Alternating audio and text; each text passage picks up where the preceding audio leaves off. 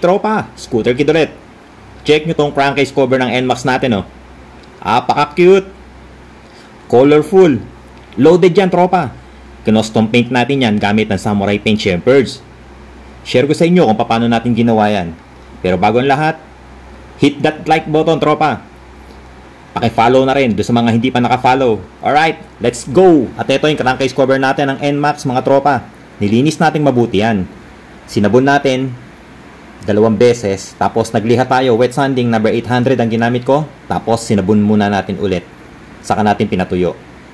Pinaka-importante yan, mga tropa, dapat malinis na malinis yung pipinturahan nyo. Dapat walang dumi, walang langis, na sa ganon, kumapit ng gusto yung pintura nyo. Dahil kahit gaano pa kaganda yung pinturang ilalagay nyo, kung marumi yan at may langis, baliwala din yan. Masisira lang yung trabaho nyo. Tapos na tayo mag-primer, mga tropa. Hindi ko na na-i-video, no? Pero ang ginamit ko dyan, Surfacer UCH210. Pinatuyong mabuti. At ngayon, nagbubuga tayo ng black. Ang gamit ko, Black 3109. At syempre, pinatuyo natin mabuti yung black natin, mga tropa. Ngayon, ito yung mga gagamitin ko. Meron ako dito, vinyl cutout stickers. Ako na lang ang mga nagkakat niyan, mga tropa. Doon sa mga nagtatanong kung saan tayo kumukuha ng mga vinyl cutout sticker, ako lang ang nagkakat niyan, mga tropa. Siguro, minsan papakita ko din sa inyo kung paano tayo mag-cut ng sticker gamit yung Kuyi cutter platter natin. At ito na nga, nilalagay na natin yung vinyl cutout sticker natin. Tapos, maglalagay din tayo ng mga lining gamit ang masking tape, mga tropa. At ito na yung tsura niyan.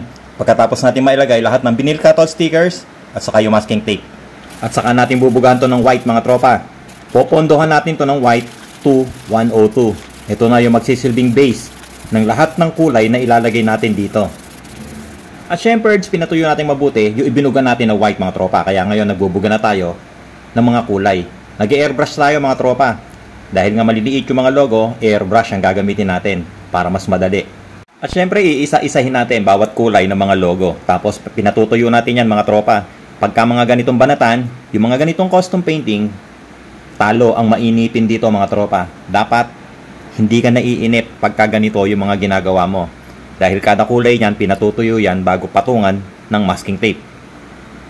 So tapos na tayo mag-airbrush, mga tropa. Ngayon, pwede na natin tanggalin lahat ng masking tape at lahat ng vinyl cutout stickers na inilagay natin para makita na natin yung design na ginawa natin.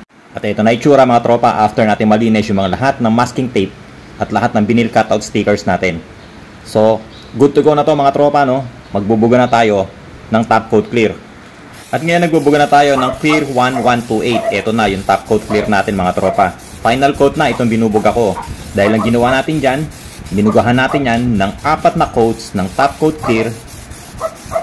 Ganun din, ano, Clear 1128. Tapos pinatuyo natin mabuti yan, mga tropa, maghapon. And then nag-wet sanding ako gamit ang number 800 na liha. Kaya ngayon, last coat na to. Ito na yung finishing, mga tropa. Alright, tapos na, mga tropa. Ito na itsura ng crankcase cover natin ng NMAX version 1. So tignan mo naman, mga tropa.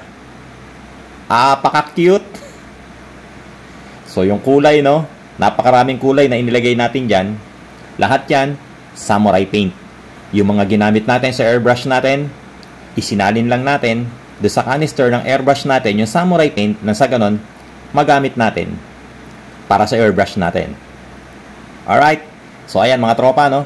Sana nagustuhan nyo itong vlog na to. Sana nakakuha na naman kayo ng kaunting kaalaman kung paano mag-custom paint ng mga ganitong klaseng design. Actually, pwede rin to sa mga fairings nyo, no? Ganyan din naman yung sistema. Parehas lang din. So, ulit, maraming salamat sa lahat ng sumusuporta sa Scooter Kid. Syempre, maraming salamat sa Samurai Paint Philippines. At muli, mga tropa, no, sa lahat ng mga nag-i-inquire, hindi po ako tumatanggap ng mga paint jobs. Nag-share lang ako ng mga idea. Nag-share lang ako ng mga kaunting paint tricks gamit ang Samurai Paint. So, paano? Kita-kits na naman tayo next video. Ride safe palagi. Peace!